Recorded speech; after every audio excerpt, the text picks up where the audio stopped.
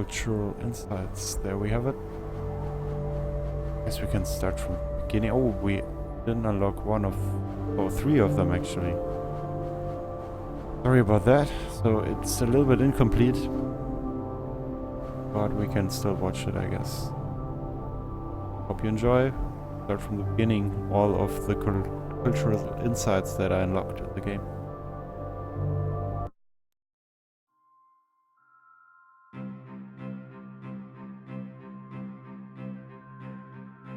One of the things I think a lot of people need to understand is we aren't a museum piece. The Inupiaq people are a living people and a living culture. Even though we're in northern Alaska, which covers this vast area from Nome all the way over the Canadian border, is that there's this extreme value of interconnectedness and interdependence. It's a hunting society, a gathering society from thousands of years. This is what creates our culture. That special relationship between humans and the natural world and the animals, and that it teaches you how to have a society that doesn't do too much harm to the world. Love and respect for nature, for one another, for our elders. Very, very fundamental value, key to life. Our values are something that bind us all. The importance of sharing with one another, the importance of spirituality, and the connection to the land, our traditions, how we hunt, sharing of stories and songs and dances. I'm Innupiaq. I'm from the Arctic Ocean. Inŋitchuŋa. I am Innupiaq. It's very important to me. It's who I am as a person. And we're very proud of who we are, and we want to continue that.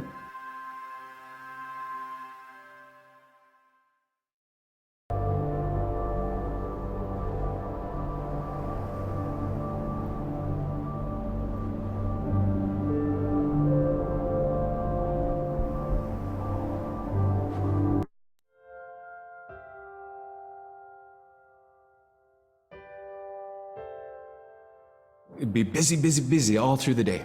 You get up and you just go right to work, you know, right to work. There was always something to do. There was never any idle time. The only idle time we had was after we eat and before we go to bed.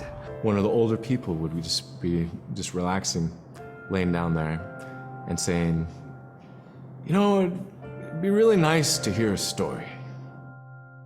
And then just organically, someone would just start telling a story. Storytelling for the Inupiaq people is very important because it not only created that sense of community, but is a way to pass on wisdom to the next generation. It was like TV, you know? It was just like, it was as good as any movie you've ever seen. And the storyteller told it so clearly that it was just as powerful as any of the greatest movie blockbusters you've ever seen. There was a reason behind the stories that we were told because they held traditional knowledge. They held things that we might need to know in life, whether it was about how to find food or how to survive, or it was about well-being and the importance of connecting with people and being a good member of the community. We all do stories. We all live in stories. We all tell stories to our friends, and they need to be told. They need to be heard.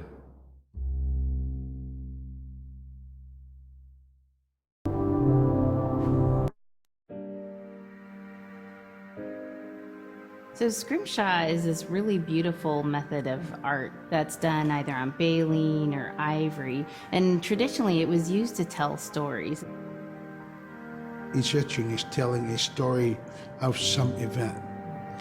Caribou hunting was taking place. This is what was going on. War began around this time. And so it sort of gives you a timeline of history through etching. An elder or the person who carved it would literally be able to read the scrimshaw story. They're like reading a book, in a way. A lot of the storytelling traditions would be things that after the storytelling was done, we'd just rely on the next person telling it. And so scrimshaw is a very important way for Alaskan Native people to record their history.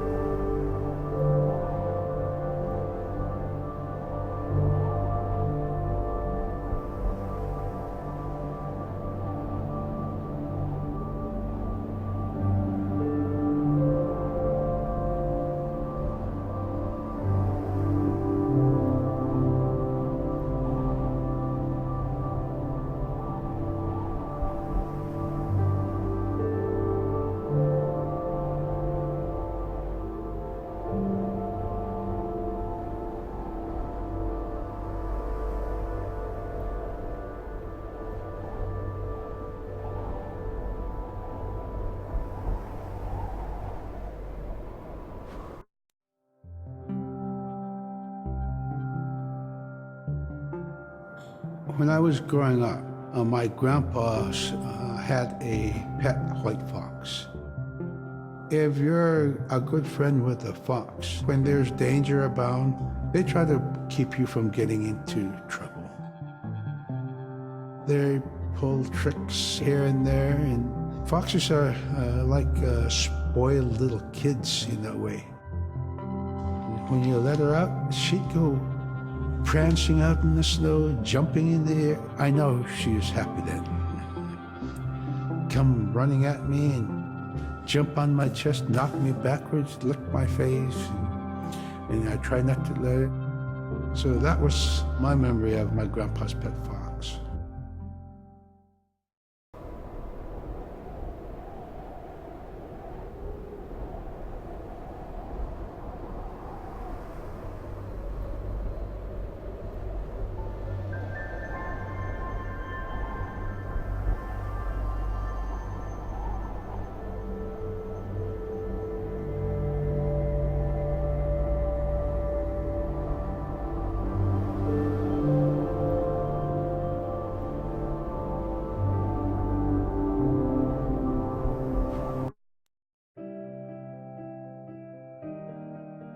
caribou was, it provided for us in many ways. Our clothing in those days was made of all caribou skin.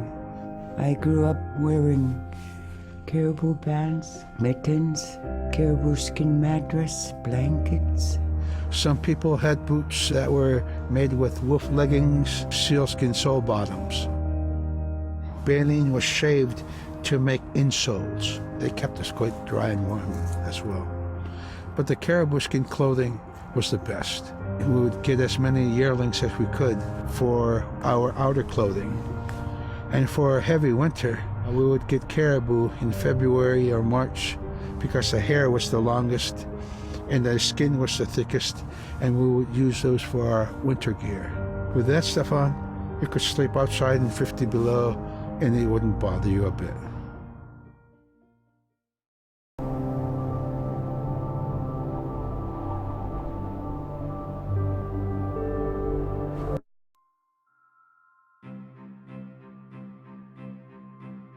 Silla is the weather. It also means the atmosphere. Here's the nuna, or the land. And it's anything from the land into the moon, the sun, the stars. That's Silla.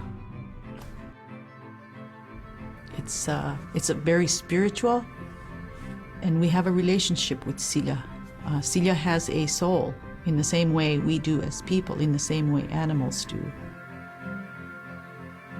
I think spirit helpers in and of themselves are really about how we're connected with things. And so it may be that there's a spirit helper that shows themselves as a bird to show you the way home, or it may be a spirit helper that actually decides to show themselves with the face and body of a man instead of their animal form. And so I think one of the things that's hard to understand is that it's not one way of seeing things, it's one way of knowing you're connected to everything. We've always had that spirituality of everything around us.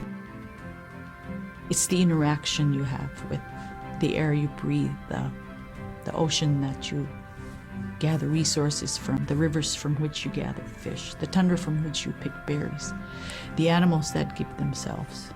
It's all of that.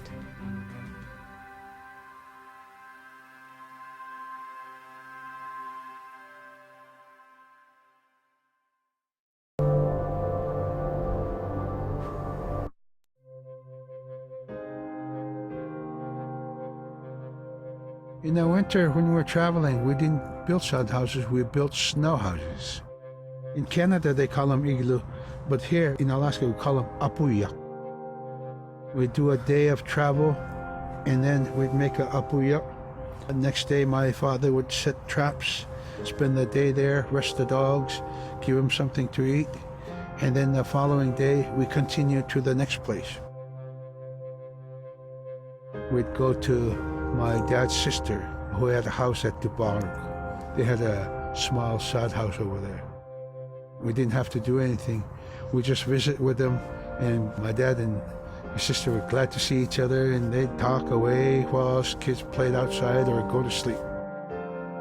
By the time we get back to our home, my father would leave us with our aunt or with my grandmother, and then he'd start on his trips and go check his trap line. We were not into 8 to 5 kind of time, you know. We're in a total different kind. We're in ecological time.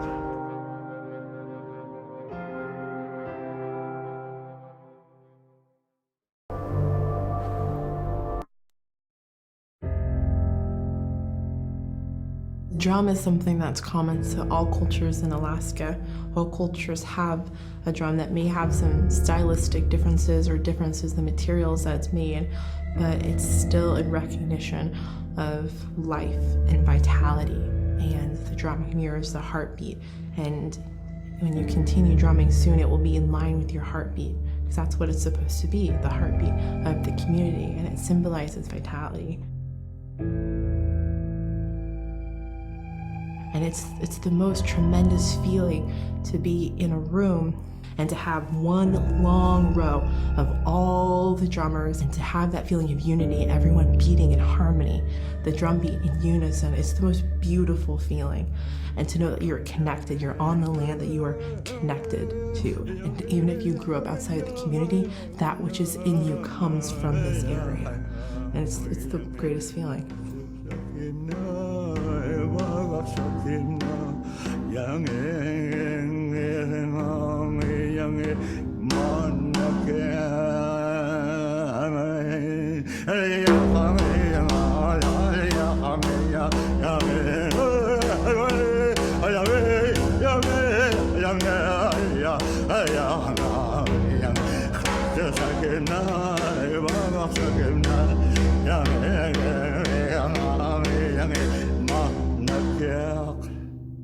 Man, I went at it and look what happens. Oh.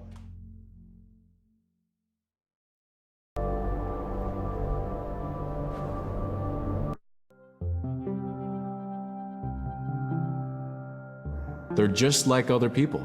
They just happen to be very small and extremely strong. These are stories that are common throughout Alaska. It's normally that people are in a size from your elbow to the tips of your fingers, and they possess superhuman strength. So they may be tiny, but they can carry a whole caribou. And if you go up north and you talk to a number of the people in the community, they'll talk about having seen the little people.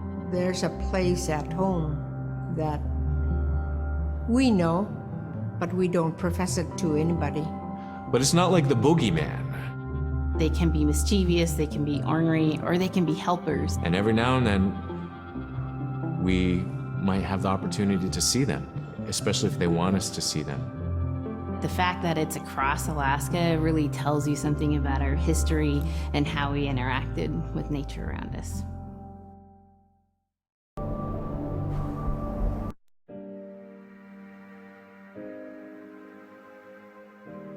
The bola is what we call kilamitang.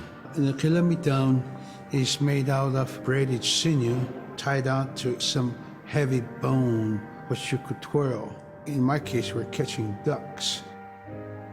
When we're out whaling, sometimes the ducks start flying. And they're good for duck hunting. You know, if you're a whaling crew, you can't make too much noise, so you can't use a shotgun for getting some duck soup handy, you know? So bolo was a really handy weapon to use for catching ducks. You know, the ducks fly in, you throw it up and tangles up the bird, and down they go.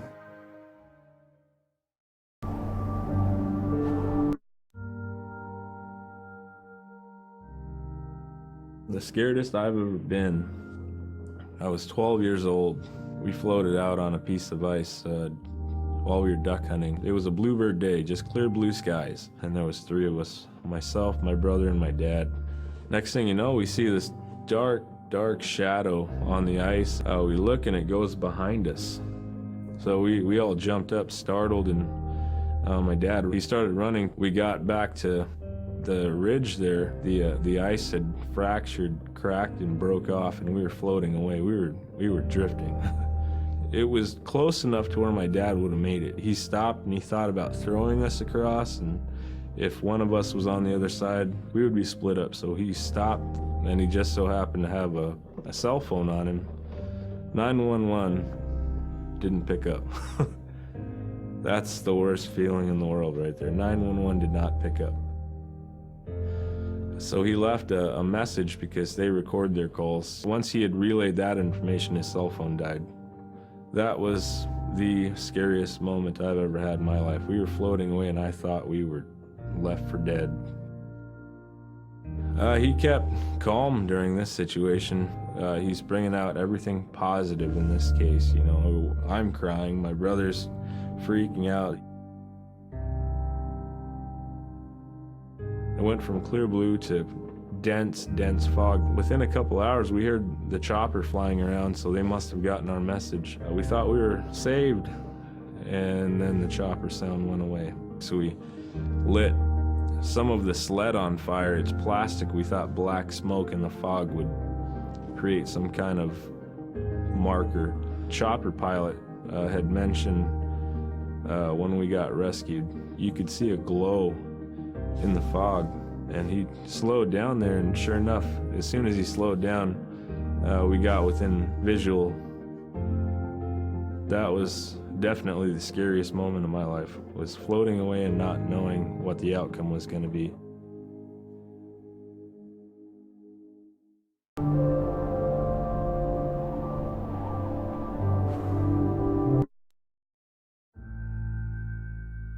We're very much aware of the climate change. And it's been for many years, even before climatologists were noticing this change, Inuit were already saying, Sila alangokto. Our climate is changing. If the heat is going the way it is right now, for us it's going to be pretty bad. Different birds are coming, and they're coming earlier, and sometimes rain is more than what we want, because when there's more rain, we know it's going to melt the permafrost. In my time as a young whaler, when I was 9 years old, we're hunting from ice that was about 25 feet thick. And there was giant icebergs already floating, coming by. That was the first signs of a changing climate. Ice that never broke before was now moving. Now, here it is 50 years later, we're hunting whale from ice that's 18 inches thick. There's no more thick ice. It's creating a malfunction in our whaling season, is what it is. And actually, more than that, all seasons in general. I think we are more scientists than more people will realize. We have more knowledge of those things than people will ever know.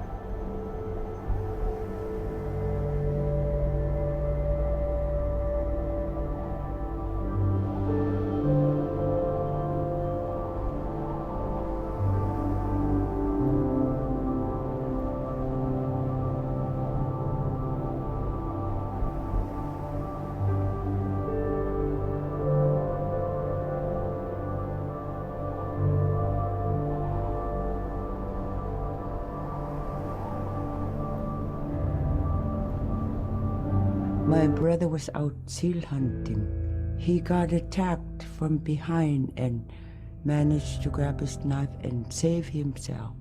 When he came to realize, oh no, it's a mother. We've always known traditionally that we avoid killing a mother. It's always been sacred to us to protect them. He had to present himself to the council, and so he was given the job to mother the baby, and we kept it. It got so big, it went over the barricade one day and got to the dog food, and that was an indication that, brother better go teach it how to survive on its own. So he did. I really got attached to the bear because I more or less grew up with it. And some days when brother took him walking, once in a great while he'd put me on the bear and I would ride on it like a horse. I was just happiest little girl in the world.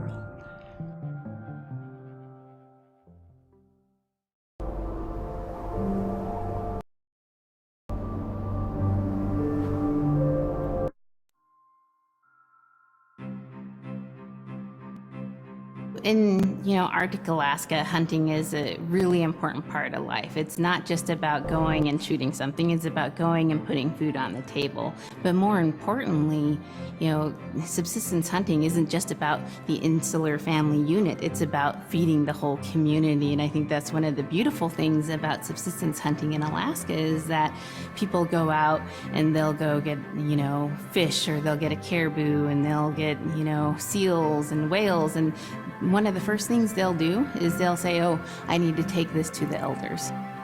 This isn't just about one individual surviving or one family surviving, it's about the whole community. We didn't just go out and kill and put in a freezer. It's like a ritual that I learned from my parents. It's all about relationship. I don't know. I think there's a lot of camaraderie involved, and just being out on the land or being out on the ocean. It's like getting back in tune. I'd rather be out there. To me, once I go out there, it's the world that I learn from.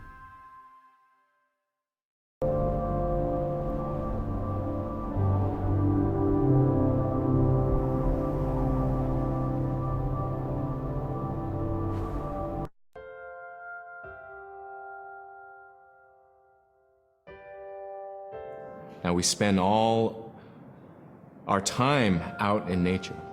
You get very intimate with the world. And over time, if you're living that life, you start to sense that everything has a spirit. There's a consciousness in everything. Everything is alive. If everything is alive, then we want to respect it. And if we're going to use it, we want to use it respectfully. What I try to tell my nephews and nieces, you love to hunt, you have to take care of the animals that you catch, preparing the food and eating the food that you catch. Water provides you. The ice brings you life. It provides all those things that you need to be a part of your life. That was something I grew up with. I grew up respecting the animals. I grew up respecting the land. And that, to me, that is why we as Inupiaq, as an Inupiaq culture, as an Inupiaq people, is why we're so successful.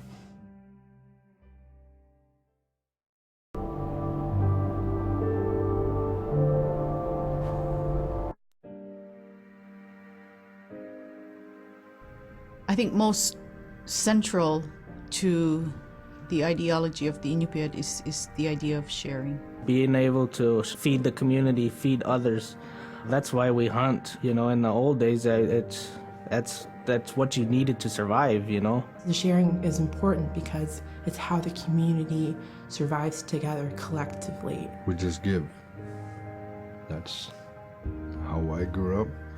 That's the way I'm always going to be. Because of who we are, we always think about other people first. If our people didn't share in the old days, we wouldn't have survived in this harsh, climate, environment.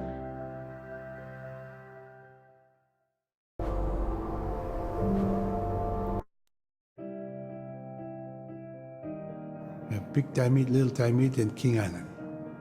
And in those three islands are the stepping stones to get to America.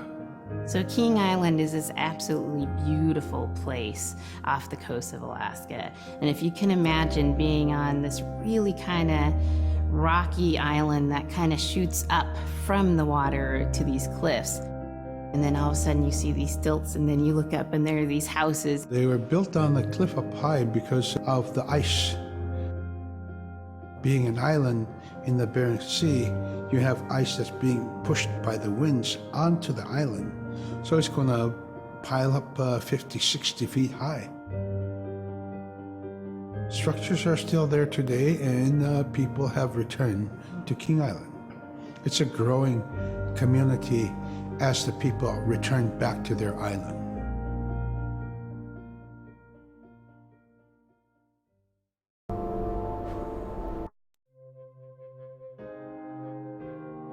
When I was young, my mom, whenever the Northern Lights came out, she'd just whistle. Boy, they come alive. Just keep whistling and that aurora will, just like, you can almost hear it. And then she explained to me a little bit later that those are children, and children who've passed away when they were children. You don't want to draw them in too much, is what she said, because then they could play football with your head, play Eskimo football, and that's what they want to do. They're always playing, those children up there. Don't play out without your hood on. If you don't have your hood on, the aurora person is going to come down and chop your head off and play ball with your head. It wasn't like they were trying to do bad, or it was like a scary story or anything like that. It was just, that's how it was, that's what it was.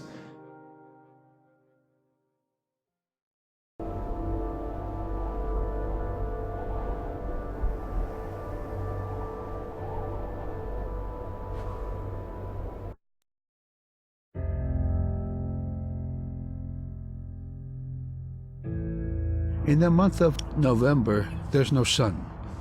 So during that dark time, we travel by the light of the moon. It's quite different. Everything was silver and black. Toward the horizon, we could see where caribou are because their body heat flowing upward, and we could see it glowing in the moonlight against a dark horizon where there's no stars. If somebody yelled, you could know who yelled from where the sound came from, but specifically where that cloud of their breath went up and it glowed in the moonlight. So that was a good time to travel. It was very surrealistic. And so things that were dark objects look very close, and white objects look very far.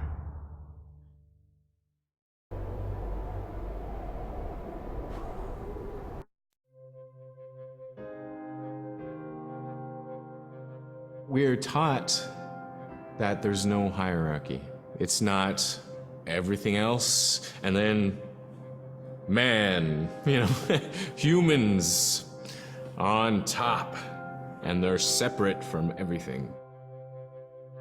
We're taught that everything is equal, and that all the animals have a human form or can be seen in a human form. And so they have just as much or more intelligence, in fact, have a lot to teach people. And so that's how these transformations can happen. It's if the animal wants you to see it in its human form. There's a story where a man comes up to an ice hole, and then realizes there's another man in his parka that's got stuck in the net, and is just stuck like that. Oh, can you let me out? Please help me, And so then he lets the man out, but then realizes that was actually a seal. That was a seal man. And just because that seal wanted that help, that seal allowed itself to be seen in human form.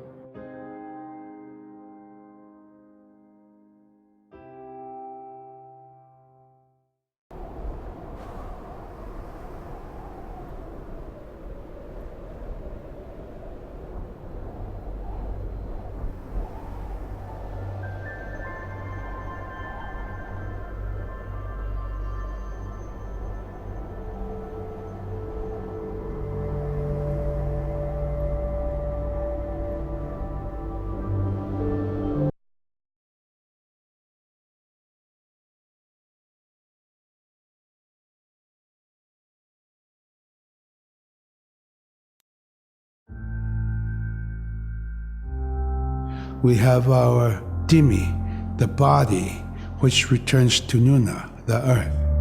And we have Atik, who is our name that has been passed down to us over the generations. The spirit of our Atik lives on so long as man remembers that name. It would be hard to describe what happens after death.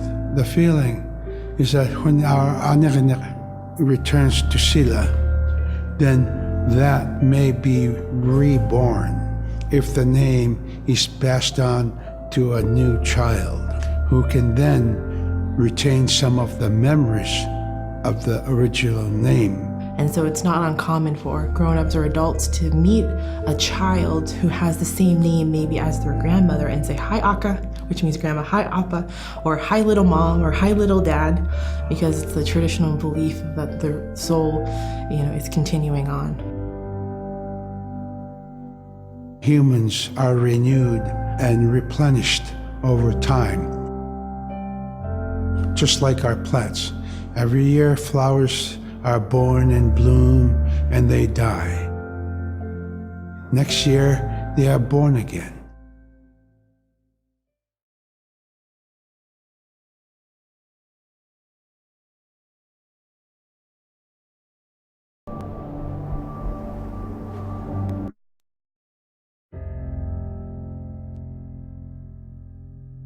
So a recurring type of character in Inupiaq stories is the manslayer. And the manslayer is kind of this bad guy. And I think really what's at risk when the manslayer comes into story is the livelihood of individuals and the whole community. And so the manslayer is really used as a way to say, don't act only for yourself, always hold the community in your heart. Oftentimes in these stories, there is one person that will stand up.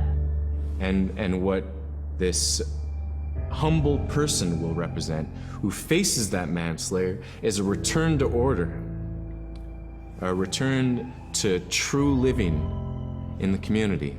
And it just takes that one person. It could just be that one person that can help to change everything. Because everyone wants to live a good life. Everyone wants to have a good community.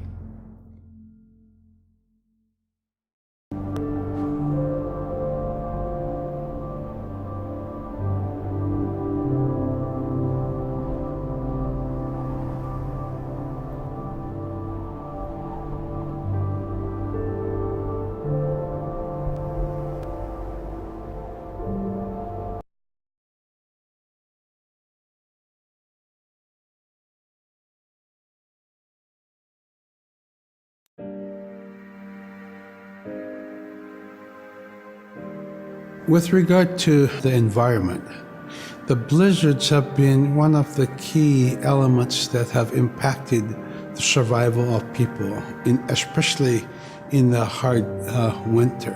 We know a blizzard is coming when the moon is starting to get fuzzy. We also look at the stars. When the stars are twinkling fast, we know a storm is approaching. We look to the clouds in the sky to give us a direction the storm is coming from. We learn these as children by observing weather on a daily basis.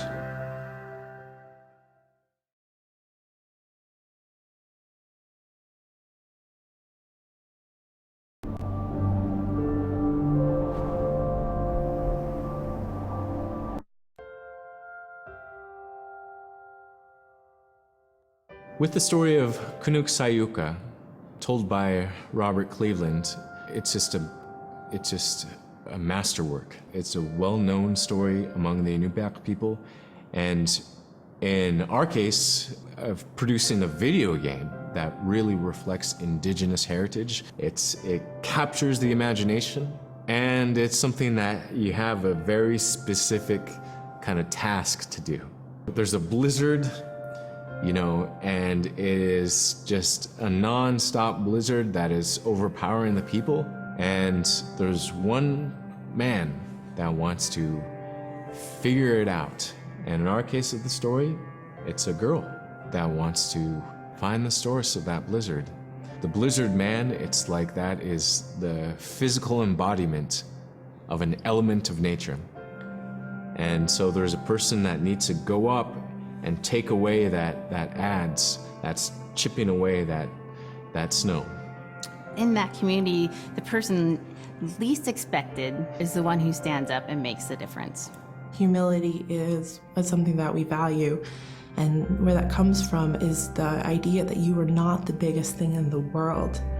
And when you live in an extreme environment like where the Inuit reside, you're at the whim of the environment, of the climate, of the animals. You can be as prepared as you can, by learning from your elders, but you're not the biggest force in the world.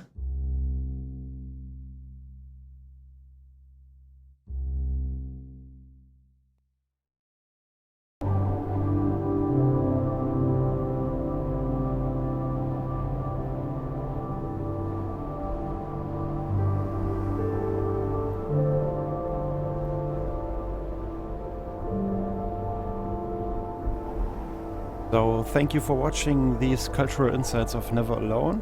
I think they were pretty interesting, and those that we haven't unlocked yet, I put those in via YouTube. I hope that's okay. They weren't with subtitles, but it was pretty interesting to watch all of this and see how this reflected in the game. We will surely do the Foxtails expansion sometime soon, so check out our streaming plan that's linked below the stream to know when we do that. Thank you so much for watching and hope you enjoyed it. Bye.